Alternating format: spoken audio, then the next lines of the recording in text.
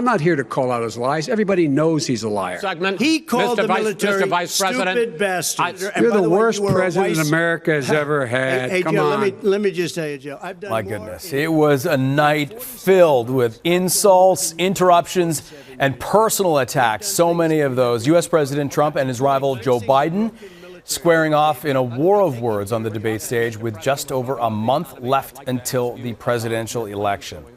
Certainly a lot to unpack here. Let's bring in our Washington Bureau Chief Jackson Proskow to help wade through the debate that was. My goodness, Jackson. I mean, teeing up this yesterday when we spoke, we discussed it being a spectacle of political theater with a possible street fight. It seems like it lived up to that billing. Entertaining, I guess, is relative to, who you are. So much crosstalk, interruptions.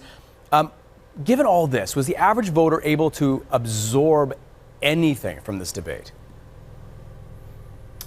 Good morning, Anthony. I think the sort of takeaway from last night is that it was disastrous. It was a debacle. This is not what a presidential debate is supposed to look like. The clips that we just heard a second ago there were sort of the insults Joe Biden got in a lot of the times out of sheer frustration because President Donald Trump sort of stepped on his lines so frequently, so often.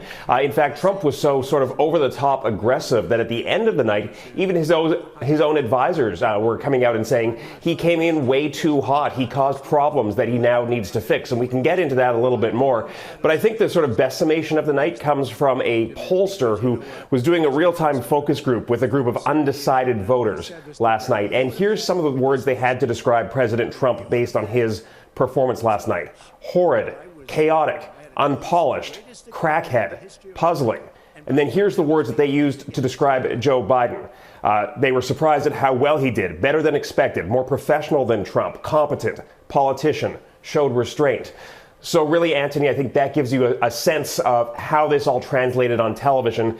I don't think it's the event people were tuning in to see in the sense that they were hoping for a free exchange of ideas, and that simply didn't happen last night. Yeah, the theater notwithstanding, I mean, these are real issues that this country needs to deal with. And one of the more notable moments, if you will, was President Trump's failure to condemn white supremacists when asked about it.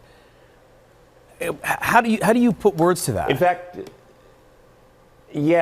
he even went a step further than that and told one specific group to stand by. This came up in the context of a section of the debate that was on issues of race and law and order in the country. And Trump seemed to blame violence in the country on left-wing Antifa, as he calls them.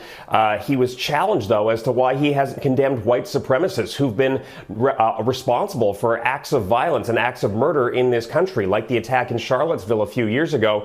And take a listen to how the president responded when he was directly asked to condemn those groups.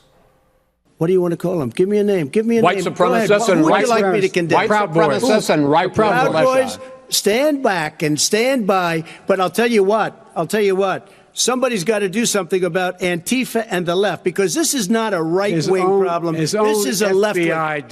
This is a left-wing problem. White supremacists. Antifa's an idea. My goodness. Well, given all this as well, the president still won't commit to accepting the results of the upcoming election. Listening to it last night, he also issued a call for his supporters to go to the polling stations. Break that down for us.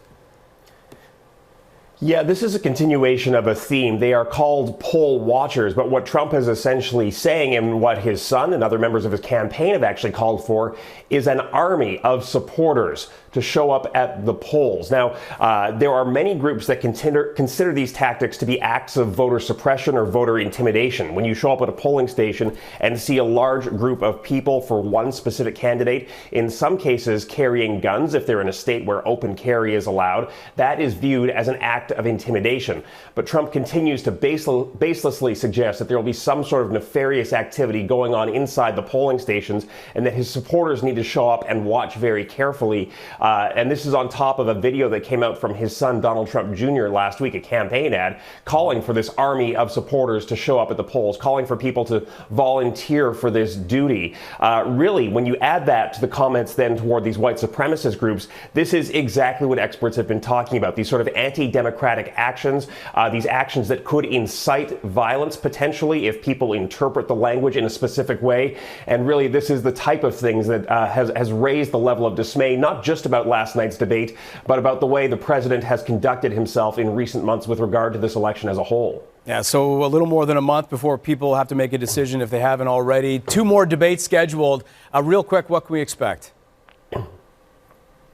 You know, I don't know it's a guarantee that those 2 debates will go ahead at this point. The Commission on Presidential Debates really has to get a handle on this because that format last night was so absolutely chaotic. And if you look at this from no other perspective than a debate being an exchange of ideas where voters can get a clear sense of where the candidates stand, then last night was an abject failure because they spoke over each other so much that the viewers sitting at home simply could not understand the message, especially not from either man.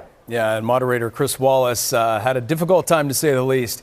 My goodness. All right, we have to leave it there. Jackson, thank you so much for all your time and your insight this morning. Jackson Proskow joining us from Washington.